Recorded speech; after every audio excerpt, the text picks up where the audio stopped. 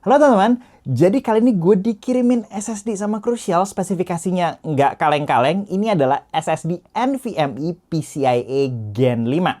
Ini adalah Crucial T700 yang harusnya sekarang berarti SSD flagship atau SSD consumer terkencang yang dimiliki Crucial saat ini.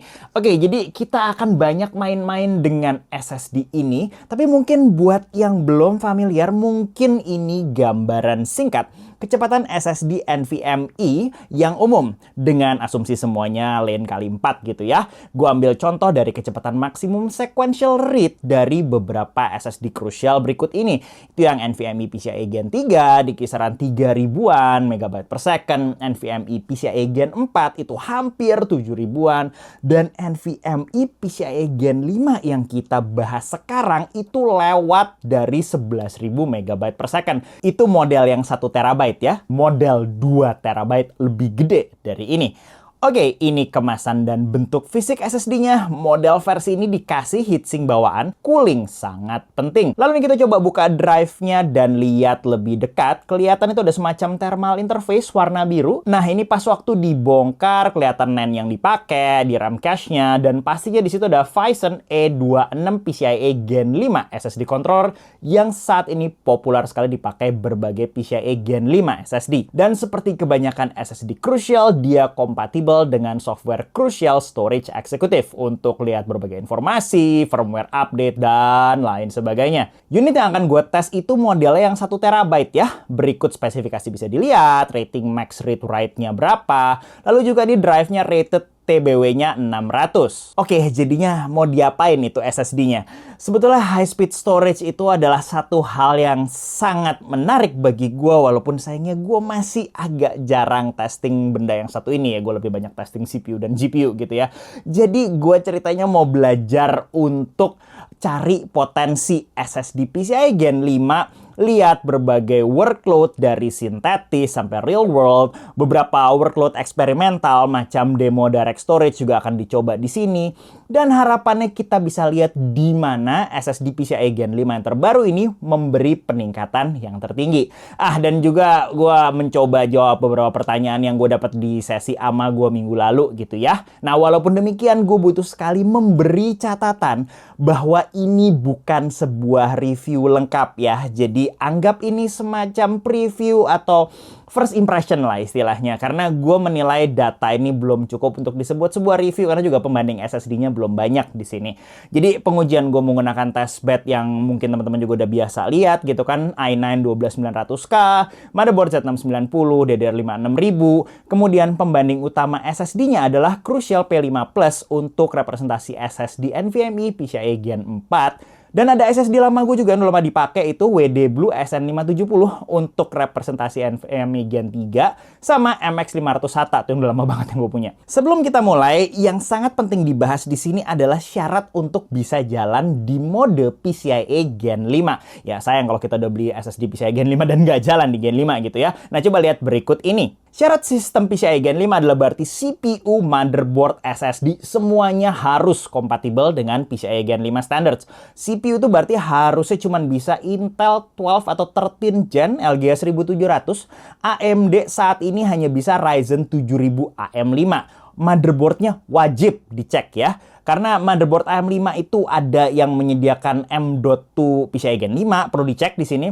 Kalau motherboard LGA 1700 Intel itu sedikit lebih tricky, mungkin butuh riser khusus PCIe Gen 5. Jika M.2-nya nggak ada yang Gen 5, itu risernya nggak sembarangan ya, itu harus riser yang memang dibilang bisa Gen 5. Nah, pendingin di SSD NVMe Gen 5-nya itu wajib.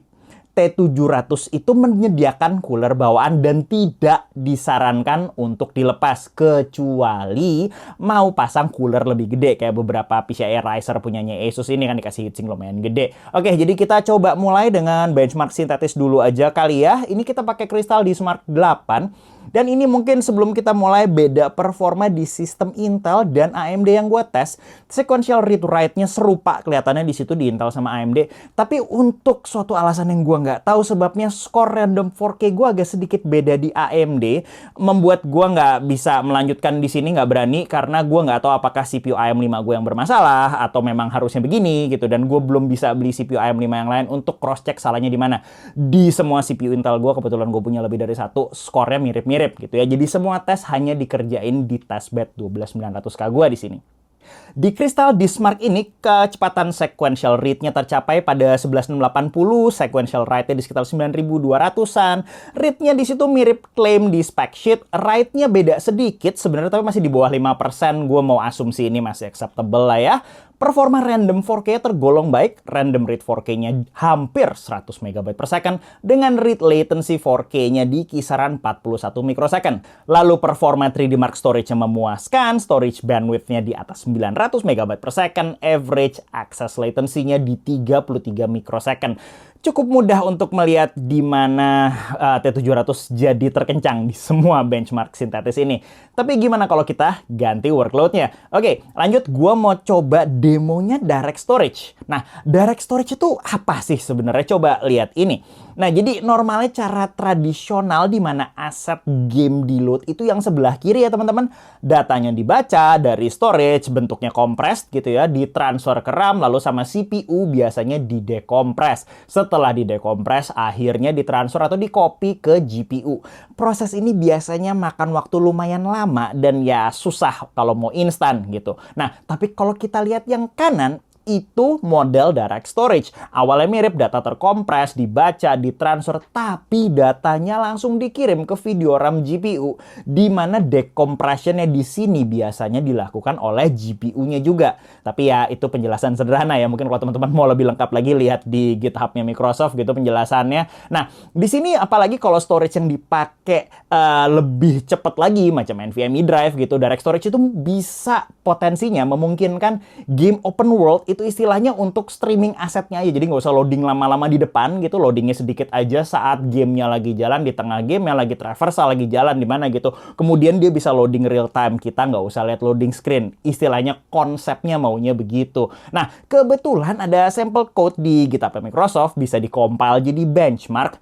Jadi ini contohnya lagi jalan ya. Sebetulnya cuma loading loading aset doang di situ. NVMe Gen 5-nya loadnya instan di situ, sedangkan SATA-nya nunggu lumayan lama. Nah, ini hasil lengkapnya. T700-nya hanya load di 0,3 second. Nah, performance-nya kisaran 1,5 kali Gen 4 ya berarti itu. Tapi NVMe yang lain juga sebetulnya udah di bawah 1 detik ya. 0,5 detik untuk P5 Plus Gen 4, 0,7 detik untuk Gen 3. Yang menurut gue sebetulnya itu sudah sama-sama instan harusnya. Tapi yang perlu dicatat, ini loading asetnya hanya 8 gigaan dari demonya direct storage ini. Kita mungkin butuh loading aset kisaran 20-24 giga lebih mungkin untuk sampai SSD PCIe Gen 5-nya masih terasa instan. Sedangkan yang Gen 3 dan Gen 4-nya berasa waktu loading. Sayangnya gue nggak ketemu workload kayak begini sekarang. Gitu ya. Oke, kita masuk pengujian real world. Yang jelas pasti file copy di sini. Gue coba copy file di partisi yang sama. Filenya video ProRes 8K 60 12 GB, sama satu lagi folder game Genshin Impact 38 yang kalau nggak salah 70-an something, 74 gigaan gitu ya. Nah, ini ilustrasinya untuk video. Instant sekali itu T700 Gen 5-nya ya pas satu copy gitu. Nah, ini juga sedikit contoh pas copy file Genshin. Lagi-lagi T700-nya beda cukup signifikan. Ini gue potong aja yang SSD lainnya biar nggak lama ya. Nah, berikut ini hasil lengkapnya. Nggak heran kalau di file copy ini baik di file video maupun game folder Genshin, T700 jadi paling kenceng. Jauh malah di situ di Genshin Impact ya. Nah, yang unik adalah gimana saat T700-nya jalan di mode PCIe Gen 3 dan Gen 4. Dia masih kenceng di situ. Jadi ini kasih semacam kayak apa ya? Indikasi kalau mode transfer PCIe-nya ini Gen 3, Gen 4, Gen 5, ini bukan penentu utama dari kecepatannya si T700. Ini lebih dari aspek desain SSD yang lain gitu kan, kayak macam controller, NAND, dan lain sebagainya. Kurang lebih kayak begitu. Nah, kita coba gaming load time deh di sini. Nah, game yang kita coba itu Forspoken. Ini ada benchmarknya gitu ya, kayak teman-teman bisa lihat berikut ini. Nggak segitunya kompleks sih, dia cuma loading scene doang, itu nanti diukur di benchmark. Sama ada satu lagi itu game Ratchet and Clank. Teman-teman bisa lihat berikut ini. Ini adalah gua load custom save game, dimana loading in gamenya harusnya kelihatan.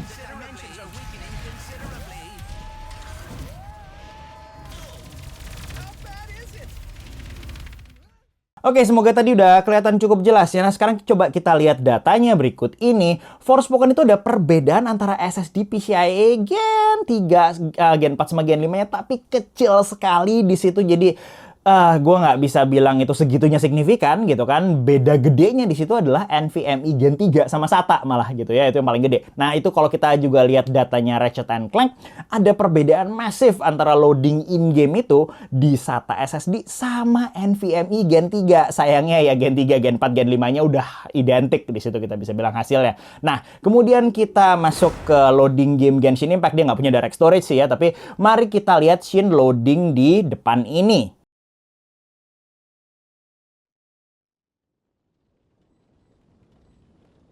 Nah, jadi kita juga bisa lihat yang tadi, lagi-lagi nggak ada perbedaan berarti antara SSD Gen 3, Gen 4, Gen 5. Ya, Gen 5-nya memang paling kencang di situ, cuman perbedaannya nggak signifikan. Semuanya diselesaikan di bawah 20 detik. Sekarang kita coba masuk ke tes tambahan kali ya. Jadi gua copy file video 792 GB dari SSD Gen 4 yang lain ke T700. Ini gua agak kurang kerjaan sih ngetesnya. Dan ini hasilnya. Cukup kelihatan kalau T700-nya punya copy speed jauh lebih kencang, di mana sustain rate-nya jauh lebih tinggi secara overall kalau kita bandingkan sama P5 Plus Gen 4-nya di sini. Lalu saat heavy write tadi, gue sempat ambil thermal camera reading, badan heatsinknya 60-an derajat, dengan hotspot malah deket konektornya itu di 68-an. Ini kalau diukur pakai HW Info, suhu maksimumnya di kisaran 64, dibaca sama sensornya. Sebetulnya itu masih reasonable banget. Sama ini gue kasih data ekstra, kalau pakai heatsink bawaan dari PCIe M.2 cardnya Asus, itu lebih bagus sedikit suhunya gitu. Tapi kita bisa bilang bahwa pendingin bawaannya si T700 ini cukup memadai. Nah, sebagai catatan tambahan, workload copy hampir 800 GB ini, berarti hampir 80% dari drive-nya gitu ya, bisa dihitung sebagai worst case skenario dan nggak kelihatan sebagai sebuah penggunaan yang normal ya, kecuali teman-teman kerjaannya adalah copy file segitu gedenya, yang gue cukup yakin mungkin SSD-nya nggak 1 tera, ukurannya bisa 2 atau 4 gitu ya. Nah, untuk power gue coba baca pakai tool Nvidia Picket yang ngukur PCIe slot. Gue nggak yakin ini akurat apa enggak, karena dia pakai riser yang gue nggak tahu bisa buat Gen 5 atau enggak. Itu dari PCIe slotnya dia makan kisaran 10 watt saat heavy write ya. Ini umum 10 watt untuk SSD high performance PCIe Gen 5. Cuman kalau dibandingin sama rata-rata PCIe Gen 3 atau Gen 4, ini relatif tinggi gitu. Nah, sama tes terakhir, gue sama sekali nggak menguji software editing real world sebetulnya di sini, karena gue nggak nemu workload yang segitu beratnya. Coba teman-teman lihat ini deh. Ini gue berusaha jalan 4 biji file 8K 60 FPS. ProRes RAW itu udah ajaib sekali. Maksud gue tidak melihat ini realistik untuk penggunaan editing harian seperti yang gue pakai harian. Disk read-nya masih di bawah 2 GB per detik. Jadi di sini gue gagal nemu workload project video yang sampai minta bandwidth segitunya untuk istilahnya kayak memenuhi bandwidth-nya si SSD Gen 5 yang gue punya berikut ini. Jadi sorry, gue nggak masukin tas content creation di sini. Dan berikutnya kita masuk ke AMA. Beberapa minggu lalu gue sempat coba, ada banyak pertanyaan gitu ya. Banyak pertanyaan soal suhu sama power. Harusnya gue berharap itu sudah terjawab di beberapa pengujian sebelumnya. Banyak yang mirip-mirip pertanyaan, tapi gue coba ambil beberapa ya. Kita lihat berikut ini. Gue coba jawab singkat aja. Booting Windows berapa detik? Sama, nggak beda sama NVMe Gen 3 sama Gen 4. Kemudian setelahnya, kalau kita beli SSD PCIe Gen 5 dipasang di Gen 3 bisa nggak? Bisa gitu ya. Walaupun mungkin storage crystal disk marknya ya jelas akan jauh beda sama yang Gen 5 beneran. Nah, kemudian pertanyaan berikutnya tuh ada 2 pertanyaan soal laptop. Apakah bisa diaplikasikan ke laptop? Gua tidak menyarankan ini untuk laptop, kecuali gue tahu kalau laptop itu punya pendinginan SSD yang segitunya beres dan memang slotnya disiapkan untuk PCIe Gen 5 gitu. Nah, kemudian ada pertanyaan bagus banget, what's the point gitu kan katanya, random read writes itu lebih penting. Betul, gue setuju sekali gitu kan. Kayak vendor SSD di sini, mereka punya NAND baru, mereka punya controller baru, ya mereka pengen bikin sebuah produk yang berharap produk tersebut mungkin berguna bagi entusias yang segitunya peduli sama storage performance gitu. Nah, kira-kira mulai efektif dalam beberapa tahun, aplikasi sekarang jarang perlu bandwidth gede gitu. Gue agree, gue nggak tahu kapan ini bisa betul-betul kita anggap sebagai kebutuhan. Maksudnya Gen 5-nya gitu kita anggap sebagai kebutuhan. Kalau kita hitung misalnya kayak apa ya, teknologi NVMe aja, NVMe secara general gitu. Itu harusnya udah beberapa puluh tahun lalu yang ada, dan baru sekarang ini 2-3 tahun ini kita melihat ini mulai dimanfaatkan di beberapa kondisi gitu kan. Oke, kemudian pertanyaan berikutnya, apakah nanti teknologi ini berguna dengan direct storage? Betul. Dari semua tes yang gue kerjain ini di demo direct storage ada indikasi SSD dengan bandwidth tumpah-tumpah macam PCIe Gen 5 ini bisa berguna untuk direct storage. Yang jadi pertanyaan, saat ini kita belum punya aplikasi yang segitunya memberikan load aset yang masif sekali sampai SSD Gen 5-nya tuh kelihatan berguna, berfaedah gitu ya. Gue berharap ntar ada gitu kan. Nah, kemudian pertanyaan berikutnya, no signal integrity dengan PCI Riser? Nggak ada, karena PCI Riser yang gue pakai itu memang dibikin untuk Gen 5. Gue pernah pakai iseng nyoba PCI Riser asal yang ada di lab gitu kan, dan itu memang buat SSD Gen 3. Dan dia disconnect, jadi sangat tidak disarankan pakai PCI Riser yang asal gitu kan. Pakai dari bawaan motherboard, biasanya mereka akan bilang itu untuk mode PCI apa gitu. Kemudian untuk skenario gaming ada pengaruhnya nggak dengan SSD Gen 4? Tadi teman-teman udah lihat bedanya tipis banget. Gak usah main Gen 4 sama Gen 3 aja bisa tipis kalau memang nggak segitunya dimanfaatkan sama gamenya. Pertanyaan berikutnya, gimana kalau di RAID 0? Gue nggak punya datanya, gue cuma punya 1 gitu. Kalau ada 2, gue pengen ngetes. Yang jadi masalah berikutnya adalah gue nggak tahu skenario apa yang sampai memanfaatkan itu pas di RAID 0. Ini aja gue nggak ketemu semua workload-nya untuk manfaatin dia sebagaimana mestinya gitu kan. Nah, kemudian fungsi SSD cepat tuh 2 pertanyaannya sama ya. Fungsi SSD cepat itu buat apa selain buat booting OS dan juga loading game segala macam? Sejauh ini kegunaannya baru di file transfer doang gitu. Nah, ini semakin turun harga PCIe Gen 3 dan 4, apakah Gen 5 udah worth it? Itu pertanyaannya mirip sama yang di sebelah kanannya gitu ya.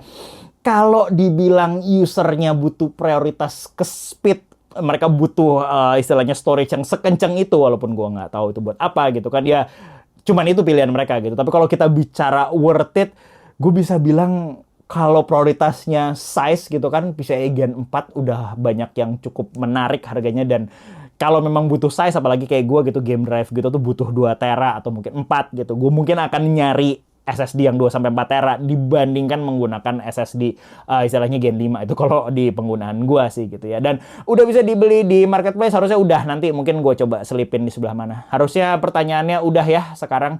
Oke, kesimpulan. Semoga ini videonya gak kepanjangan. Jadi kita bisa lihat bahwa SSD NVMe PCIe Gen 5 seperti T700 ini jelas menunjukkan potensi performance yang mengagumkan di berbagai benchmark dan juga berbagai workload.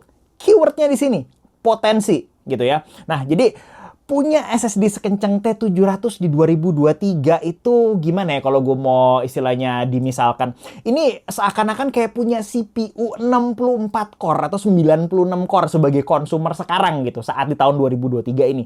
Kita tahu CPU 64 core ke atas itu skor benchmarknya macam Cinebench gitu akan luar biasa kenceng.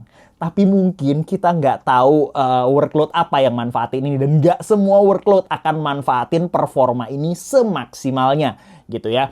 Nah, jadi untuk penggunaan ringan macam kayak loading aplikasi game, belum ada perbedaan signifikan antara NVMe Gen 3, Gen 4, dan Gen 5. Justru beda signifikannya di SATA sama NVMe gitu ya. Jadi mungkin bahkan setelah gue sendiri ngelakuin testing beberapa minggu ini, gue jadi bisa punya istilahnya, oh gue tahu gitu ada beda gede banget antara SATA sama NVMe-nya gitu. Jadi mungkin gue akan lebih banyak menggunakan SSD NVMe sekarang. Padahal dulu gue oke-oke aja dengan SATA gitu kan. Nah, di sini juga sebagai catatan bahwa pengguna SSD premium macam T700 ini perlu menyadari bahwa meskipun mereka punya spesifikasi terutama sequential read yang dijual gitu ya di box itu kenceng sekali dan masif sekali, nggak berarti semua loading time dan semua file operation mereka akan langsung naik segitu masifnya. Jadi naik sequential di box itu misalnya kayak 2-3 kali lipat SSD sebelumnya, belum berarti semua software juga akan dipercepat dengan faktor yang sama gitu. Jadi misalnya, oh ini SSD lama gue mungkin cuma sekitar 7.000, sekarang gue naik ke 11.000, gue berharap gue naik hampir 2 kali. Enggak, itu enggak kejadian gitu kan, ceritanya kayak gitu. Dan kecepatan tinggi seperti kayak gini butuh dimanfaatkan secara spesifik oleh software tertentu. Ya tadi istilahnya kayak direct storage itu kan mulai digunakan beberapa game dan bisa jadi memanfaatkan potensi untuk istilahnya menggunakan storage bandwidth yang besar dari SSD yang betul-betul transfer rate-nya tinggi sekali kayak begini. Nah, dan idealnya itu akan bikin loading gamenya akan instan, atau kalau itu game open world mungkin dia loadingnya in-game, nggak pakai loading screen lagi, istilahnya kayak begitu. Nah, sayangnya di title yang sekarang belum ada peningkatan yang signifikan gitu ya. Nah, skenario yang terlihat paling menonjol di T700 ini ya adalah operasi file copy gitu ya, baik tadi single file video maupun satu folder game yang tadi.